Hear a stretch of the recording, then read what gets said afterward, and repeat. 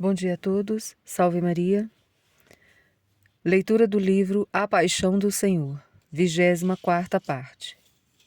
O príncipe da paz estava cravado na cruz, levantado entre o céu e a terra, garantindo a paz na terra. O tratado de paz foi assegurado na presença da corte celeste, pois o Senhor vê Deus face a face. Oferecia o seu sangue e a sua vida como parte do pagamento da humanidade, para saldar as dívidas e desagradar as injúrias cometidas contra Deus. Dirigiu preces e súplicas, entre clamores e lágrimas, àquele que podia salvar da morte, e foi atendido pela sua piedade. Pelo imenso amor que o Pai sente pelo Filho, o acordo de paz eterna entre Deus e os homens foi confirmado. Consumatum est. A morte na cruz, o Senhor se fez autor e consumador da nossa fé. Na cruz, realizou a consumação do que acreditamos e deu firmeza para as nossas esperanças. Mostrou o caminho para alcançar as coisas do alto e animou-nos a deixar por ele todas as coisas materiais.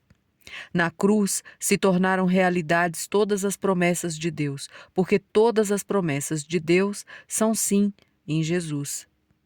Pois a lei nada levou à perfeição.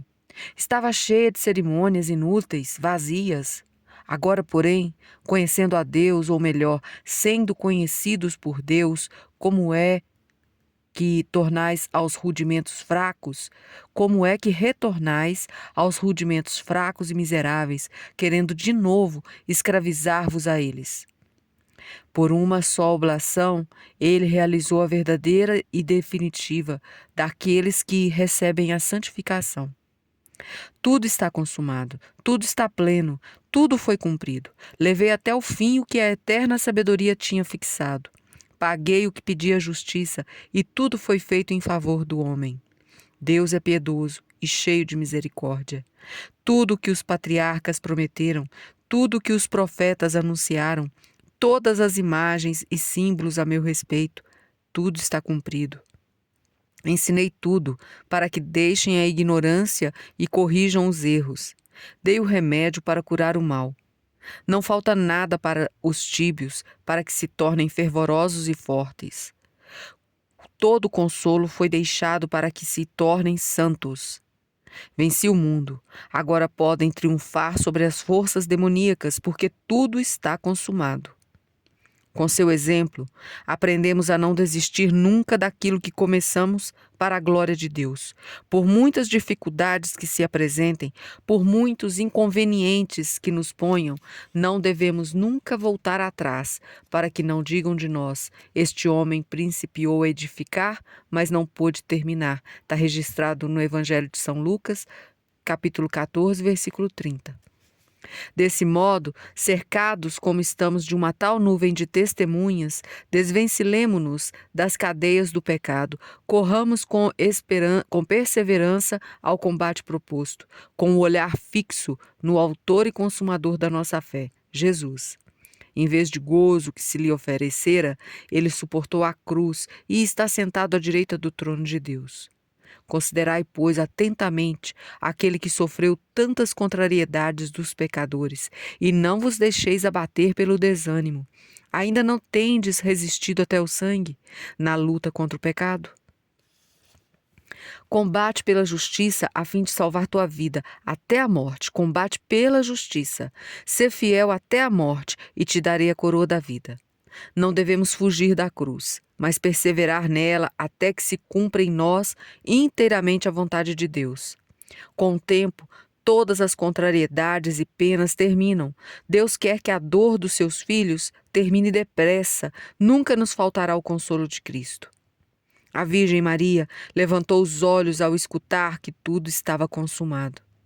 Tentou erguer a cabeça do Senhor, mas suas mãos não o alcançavam. Caíram seus braços sem poder abraçar o filho. Jesus morria e ela não podia morrer com ele. O seu corpo desfalecia, sua alma estava tão unida à de seu filho que morria na dor com ele. De repente, viu tomar um último fôlego e exclamar suas últimas palavras. Jesus deu então um grande brado e disse: Pai, nas tuas mãos entrego o meu espírito. E dizendo isso, expirou. Está registrado no Evangelho de São Lucas, capítulo 23, versículo 46. Pai, nas tuas mãos entrego o meu espírito. Quando colocamos algo valioso nas mãos de alguém é porque confiamos que cuidará bem, como se fosse seu. Se isso acontece conosco, que somos muitas vezes mentirosos e fazemos as coisas mal feitas, muito mais razoável e sensato é que confiemos em Deus, pois o Senhor é fiel em todas as suas palavras e santo em tudo o que faz. Por acaso conhecemos alguém que esperou algo de Deus e não foi atendido? Tudo o que temos é de Deus.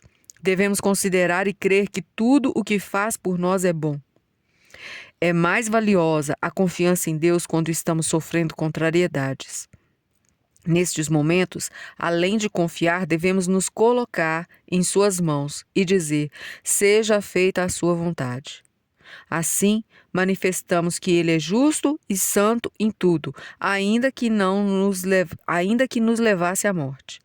Se Ele me mata, não mais tenho a esperar, e assim mesmo defenderei minha casa diante dele.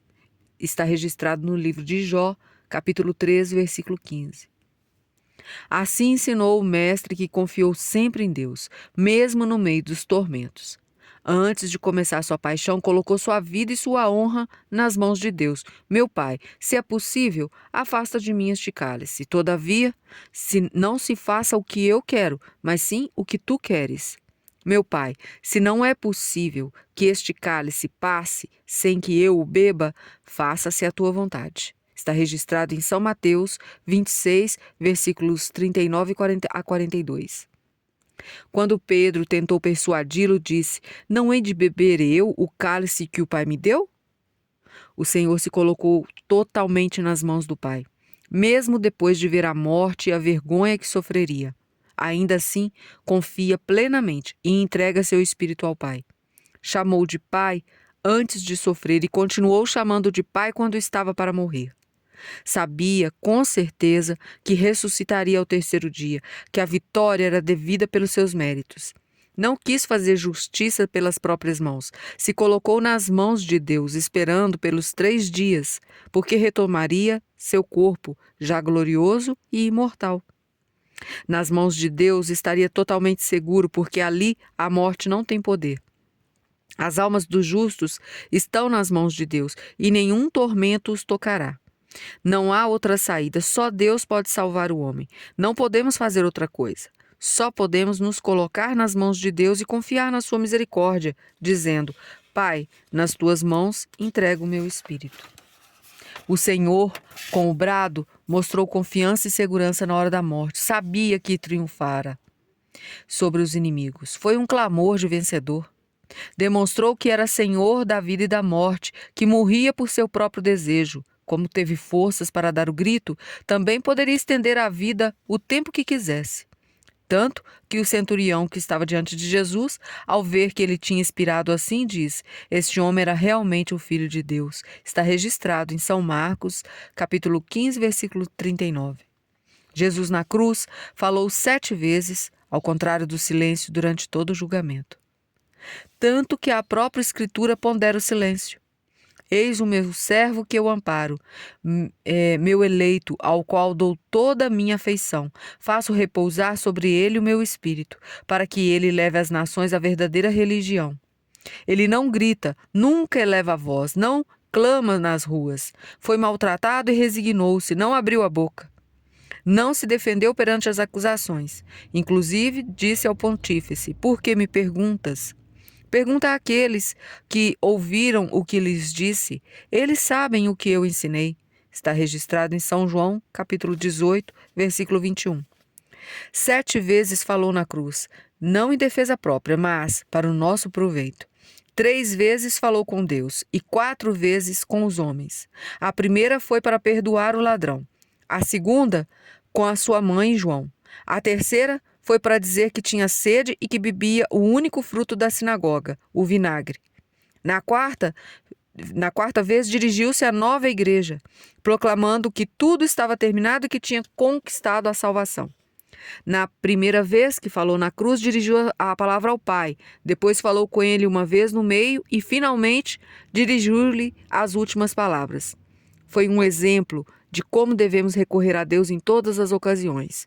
Ele deve ser o princípio e o fim e estar no meio das nossas ações. Não é preciso gritar, pois Deus ouve o mais silencioso desejo da alma. Mas Jesus bradou para que soubéssemos e ficássemos seguros de que suas preces tinham sido ouvidas. Eu bem sei que sempre me ouves, mas falo assim por causa do povo que está em volta, para que creiam que tu me enviastes. Está registrado em São João, capítulo 11, versículo 42.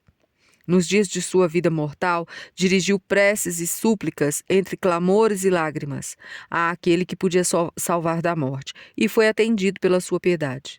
Embora fosse filho de Deus, aprendeu a obediência por meio dos sofrimentos que teve. Porque vós não abandonareis a minha alma na habitação dos mortos, nem permitireis que vosso santo conheça a corrupção. Está registrado nos Salmos. Salmos 15. Pedia o que já estava anunciado simbolicamente em Jonas, que ao terceiro dia voltaria. Jesus, depois de se dirigir ao Pai, inclinou a cabeça e rendeu o espírito. Com tudo que sofreu, desde a noite anterior, sem descansar, sem dormir, ainda resistiu por mais de 3 horas. Ele mesmo havia dito: o Pai me ama porque dou a minha vida para retornar. Ninguém a tira de mim, mas eu a dou de mim mesmo e tenho o poder de a reassumir. Tal é a ordem que recebi do meu Pai. Os que odeiam a minha vida armam-me ciladas. Os que me procuram perder ameaçam-me de morte. Não cessam de planejar traições. Mesmo assim, ninguém lhe tirou a vida, somente quando toda a Escritura tinha se cumprido. Deu o grito e entregou a alma. Morreu erguido como um valente. Ficou seu corpo pendurado na cruz, mas unido sempre com a pessoa do Filho de Deus. A cruz sustentava aquele corpo sagrado que representava para Deus o preço da nossa salvação. Para os homens representava o consolo dos sofrimentos, o exemplo para a vida, o guia do caminho, a esperança, o amor, a imagem dos escolhidos. Jesus na cruz também representa o desespero dos demônios. O vencedor da morte e do pecado, o santo, está na cruz. Do alto da cruz ensina, censura, alenta e ama. Apesar da sua morte, ele ainda fala. Está registrado em Hebreus, capítulo 11, versículo 4. Obrigada a todos por ouvir. Até amanhã. Salve Maria.